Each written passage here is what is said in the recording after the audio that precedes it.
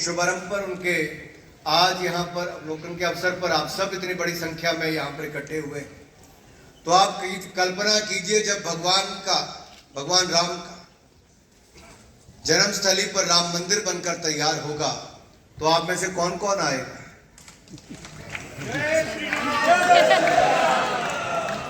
राम भक्त केवल देश के कोने कोने से नहीं, पूरे विश्व से उसको देखने आएंगे और पूरे विश्व को एक बहुत बड़ी देन भारत की होगी मेरे भाइयों। लेकिन ये जवाब उन लोगों के लिए भी होगा जो समाज को बांटने का काम करते हैं, भगवान राम के भक्तों को नीचा दिखाने का काम करते हैं, रामचरितमानस पर ही प्रश्न चिन्ह खड़ा करते हैं। उनको भी कड़ा संदेश होगा कि राम भक्तों को आप हल्के में ना लें। राम भक्त जब तय कर लेते हैं तो असंभव को भी संभव करके दिखाते हैं मेरे भाइयों बहनों। यही नहीं, कईयों ने तो राम सेतु पर ही प्रश्न चिन्ह खड़े कर दिए और टीका टिप्पणी राजनीतिक हमले भी करने शुरू कर दिए। यहां तक कि रामनवमी पर जब शोभा यात्रा देश के अलग अलग कोनों में निकाली गई तो बंगाल और बिहार जैसे राज्यों में मुख्यमंत्रियों के नाक के तले ही राम भक्तों पर पथराव किए गए, पत्थर फेंके गए, आग जनी हुई, हत्या करने के काम भी किए गए। मुख्यमंत्रियों ने आंखें बंद कर ली और ये कह दिया कि अब मुसलमानों के इलाकों में से ना जाएं। अरे अगर मुख्यमंत्री ये कह दें इलाकों को धर्म के नाम पर बांटने शुरू कर दें तो इससे बड़ा दुर्भाग्य इस देश में क्या होगा। रामचरितमानस में तो किसी को स्त्री पुरुष के रूप में भी नहीं देखा जाता, केवल राम भक्त को भक्तों के रूप में ही देखा जाता है मेरे भाइयों और बहनों। आप क्यों इनको जाति और धर्म के नाम पर बांटने का काम करते हैं? आप समाज को ना बांटिए, आप समाज को एकजुट करके चलने का काम कीजिए। मैं तो ममता जी से इतना ही कहूंगा, ममता जी, ममता दीदी, थोड़ी ममता राम भक्तों की ओर भी दिखाओ।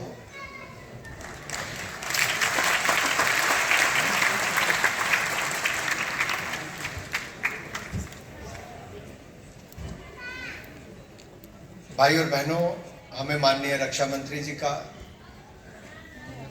और बाकी सब संत जनों की बात को सुनना है। मैं बहुत लंबा नहीं कहूँगा, मैं कहना चाहता था, लेकिन मैं धीरज भटनागर जी को, उनके परिवार को, उनके सभी साथियों को, तो मैंने धीरज जी को देखा है काम करते हुए, हाथ भी ठीक नहीं थे, स्वास्थ्य ठीक नहीं था, लेकिन इनकी इच्छा थी कि भव्य राम मंदिर के बनने से पहले पहले श्री रामचरितमानस का यह आप सबके लिए, देश के लिए अपनी ओर से एक भेंट के रूप में दें। बहुत कम दाम में इसको देश और दुनिया के लिए रखा गया है। मैं तो इतना ही कहूँगा मित्रों, आज से कुछ वर्ष पहले भारत में मंदिर को तोड़ने वाले दिखते थे, मंदिरों के तोड़ने का इतिहास दिखता था, हिंदुओं के ऊपर हमले करने वाले दिखते थे, लेकिन आज हम गर्व के साथ कह सकते हैं दिव्य और भव्य सोमनाथ धाम का निर्माण करवाया, दिव्य और भव्य काशी विश्वनाथ धाम को बनाया, दिव्य और भव्य केदारनाथ धाम को बनाया, महाकाल लोक को बनाने का काम भी जहां पर किया, अब राम जन्मभूमि पर अयोध्या धाम को बनाने का काम भी पूरा कर लिया जाएगा। ये सब तब हुआ जब राम भक्तों ने, आप सब ने अपने एक एक वोट से नरेंद्र मोदी जी की सरकार देश में बनाई। तभी तो ऑपरेशन दोस्त चलाकर, ऑपरेशन गंगा चलाकर, जहां ऑपरेशन गंगा में 21,000 भारतीयों को यूक्रेन की युद्ध भूमि से सुरक्षित बचाकर लाए, तो वहीं ऑपरेशन दोस्त चलाकर टर्की और सीरिया में जो भूकंप आया था, अब सोच देखिए और देश का स्थान देखिए कैसे बदल गया है। कभी भारत मदद मांगने वालों में गिना जाता था, आज भारत मदद पहुंचाने वालों में जाना जाता है। ये सब तब हुआ जब राम राज्य की ओर हम चले हैं, तो आप जैसे राम भक्तों की मदद से ही चले हैं। राम भक्तों, अपना आशीर्वाद बनाए रखना। फिर एक बार भगवान राम के आशीर्वाद वाली मोदी जी के नेतृत्व में एक बार फिर सरकार देश में बनाए रखना। मैं तो यही कहूंगा कि हमारे साथ है रघुनाथ, तो किस बात की चिंता है। जनता भी कह रही है जो राम को लाए हैं हम उनको ही लाएंगे। तो इसी शब्दों के साथ मैं आप सबका एक बार फिर आभार प्रकट करता हूं।